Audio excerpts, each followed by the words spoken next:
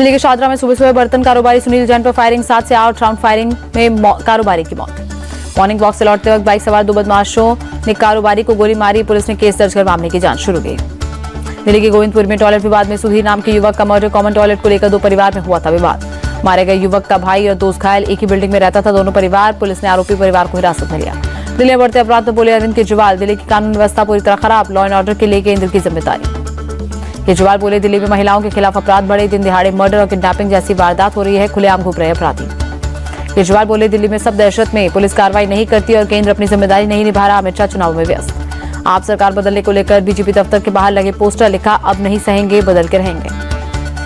Delhi BJP अध्यक्ष वीरेंद्र सचदेवा बोले दिल्ली की जनता टूटी सड़कों, गंदे पानी और भ्रष्टाचार से परेशान, दिल्ली की जनता विकास चाहती है। बीजेपी के पोस्टर पर मंत्री सौरभ भारद्वाज बोले बीजेपी जो चाहे पोस्टर लगा ले, लेकिन दिल्ली के लोग और व्यापारी दहशत में जी रहे हैं, उसकी जवाबदेही बीजेपी की है।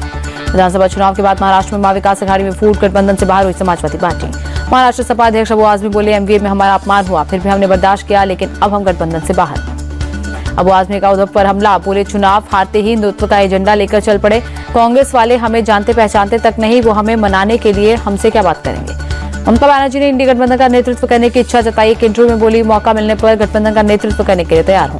ममता बनर्जी के बयान का सपा ने किया स्वागत, कहा ममता और सक्रिय होती हैं तो कांग्रेस करे स्वागत। ममता के बयान पर बोले बीजेपी प्रवक्ता प्रदीप भंडारी, इंडिया गठबंधन का कोई भी नेता राहुल गांधी के नेतृत्व पर विश्वास नहीं करता। इंडिया गठबंधन के लोग राहुल को बालक बुद्धि कहते हैं। महाराष्ट्र विधानसभा का विशेष सत्र, आज से नवनिर्वाचित विधायकों का शपथ ग्रहण। सीएम देवेंद्र फडणवीस ने ली शपथ।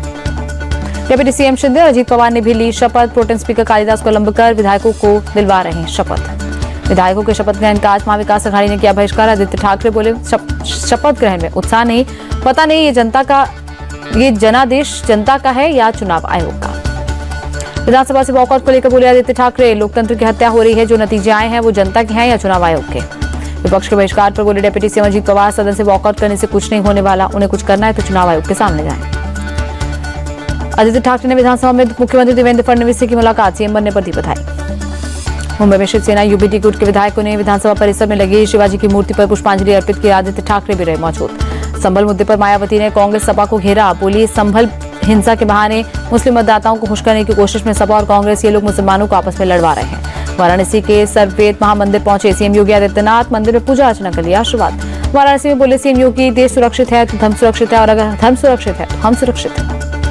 मुख्यमंत्री सामूहिक विवाह योजना के तहत वाराणसी में 401 जोड़ों का विवाह समारोह में सीएम योगी भी शामिल हुए। यूपी में लाउडस्पीकर पर ताबड़तोड़ एक्शन, पुलिस ने मंदिर मस्जिद से उतरवाए लाउडस्पीकर, कुल 133 लाउडस्पीकर उतरवाए।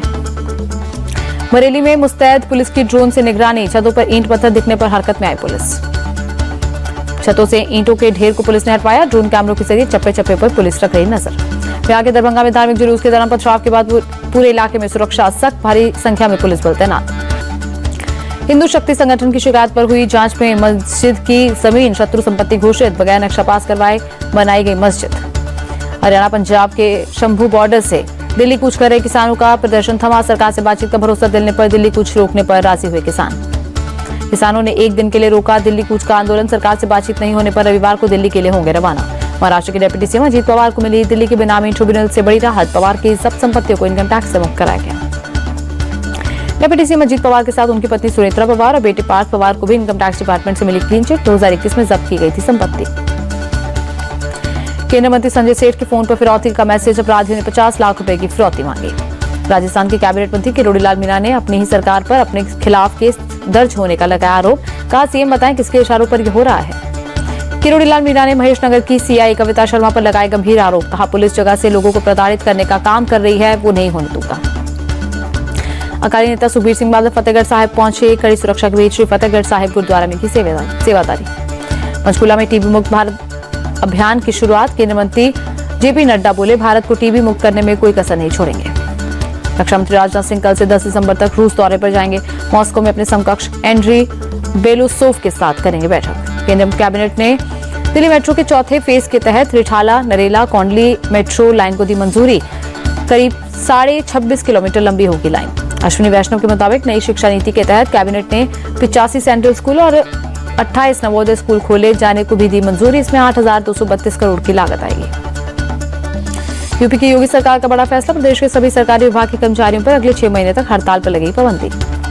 वारंगल में पुलिस को मिली बड़ी कामयाबी। राय पर थी एसबीआई बैंक चोरी मामले में 3 लोगों को गिरफ्तार किया।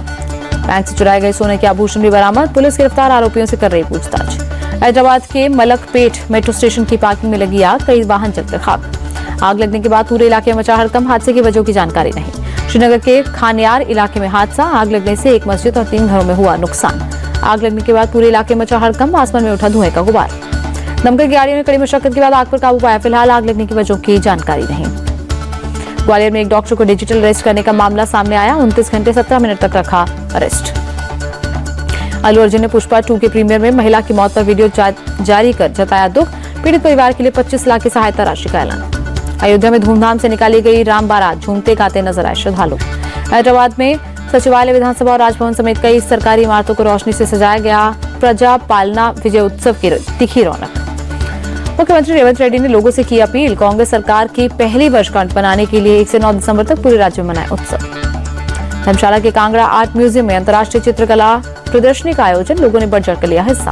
प्रदर्शनी के दौरान पेंटिंग बनाते नजर आए लोग। दीवारें भी खूबसूरत पेंटिंग से सजाई गई। दिल्ली के लोधी रोड इलाके में कम हुआ प्रदूषण, वायु गुणवत्ता मध्यम श्रेणी में पहुंची। दिल्ली के इंडिया गेट इलाके में अभी भी प्रदूषण का स्तर खराब श्रेणी में, पूरे इलाके में स्मॉग की मोटी परत। दिल्ली के बारापुला इलाके में कम हुआ प्रदूषण, मध्यम श्रेणी में पहुंचा AQI।